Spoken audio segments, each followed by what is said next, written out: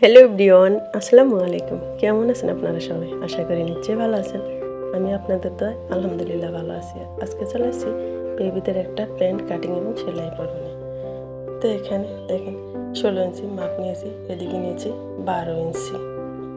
তো এইখান থেকে 2 ইঞ্চি এলাস্টিকের জন্য রাখছি, আর হাই নিয়েছি 9 ইঞ্চি। 8.5 ইঞ্চি রাখবো, তো 9 ইঞ্চি দাগ দিছি। আর নিচে 7 ইঞ্চি নিয়েছি পায়ের মুহুরি।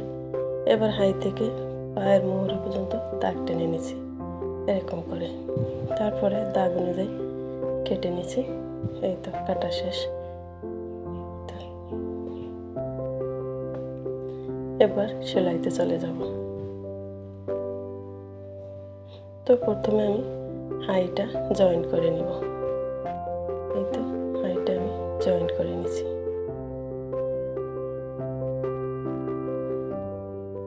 এই তো একটা হাই জয়েন করা হয়ে গেছে। সেমভাবে আমি আরও একটি হাই জয়েন করে নেব। এবার পায়ের মুহুরি 2 বাজে পাস করে তারপরে সেলাই করে নিব। 2 ভাঁজে পাস করে সেলাই করে নিব। আসলে এটা একটা টুকরো কাপড়, তো আমি একটু জোড়া দিয়ে তারপরে জয়েন করে নিয়েছি। কাপড়টা খুবই সুন্দর, এই জন্য সেলোয়ারের সাইড থেকে যে কাপড় বেঁচে গেছে ওইটা দিয়ে আর কি এই প্যান্টটা বানাইতেছি 6 বছরের ছেলের জন্য।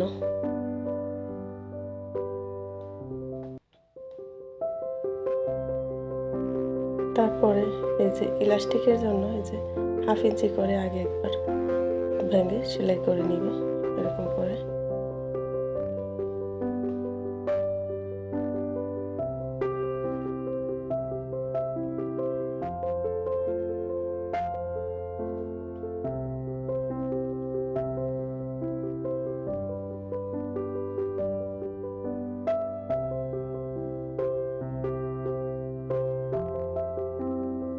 তো এরকম করে পুরোটা সেলাই করে নেব।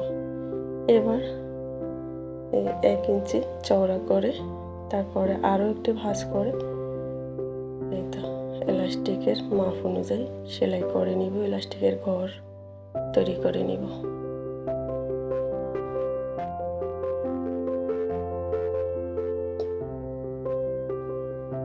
এরকম করে সেলাই করে নিব।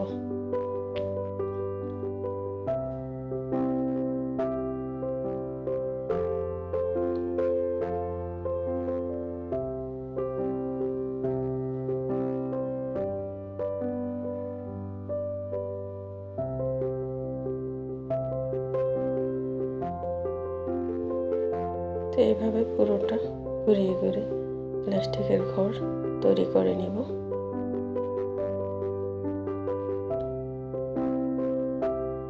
তো সেলাই করা হয়ে গেছে। এখানে ইলাস্টিক ঢোকানোর জন্য জায়গাটা খালি রাখছি 1 ইঞ্চি। এবার ইলাস্টিকটা মেপে নিব 22 ইঞ্চি। তো 22 ইঞ্চি হয় কোমর, তো আমি 5 ইঞ্চি বাদ রেখে 17 ইঞ্চিতে দাগ টেনে নিচ্ছি, কেটে নিচ্ছি। আর এখানে তো নিচের হাইটা আমি সেলাই করে নিব 7 ইঞ্চি মার্ক করে, তো সেলাই করে নিব। পায়ের মোহরে 7 ইঞ্চি রাখবো।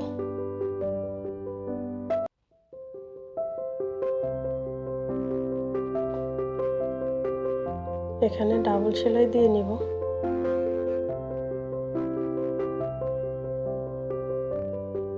কারণ হাইয়ের অংশটা একটু ডাবল সেলাই দিলে ভালো হয়, ছিঁড়ে যায় না। সেলাই দেওয়া হয়ে গেছে।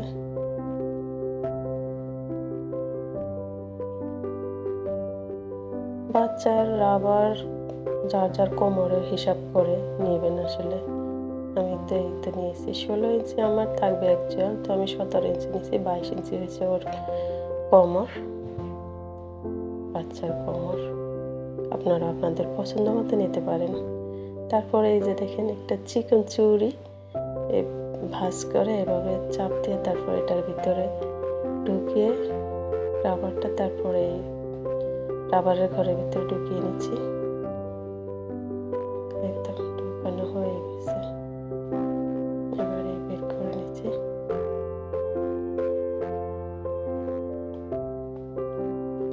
এবার দুই মাথা একসাথে করে 1 ইঞ্চি পরিমাণ রেখে তারপরে জয়েন করে নিব।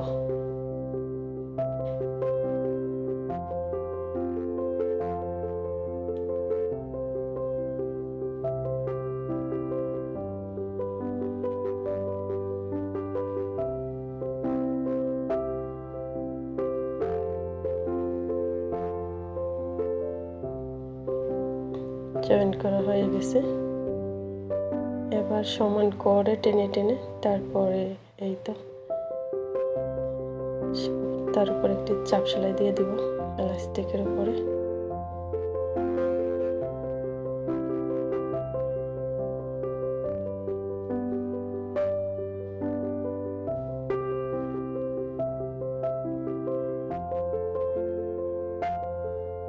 এই তো হয়ে গেল। তো এই হলো ফাইনাল লুক। তো কেমন লাগলো বন্ধুরা কমেন্টে জানাবেন। আজকের মতো এখানে বিদায় নিচ্ছি। আল্লাহ হাফেজ।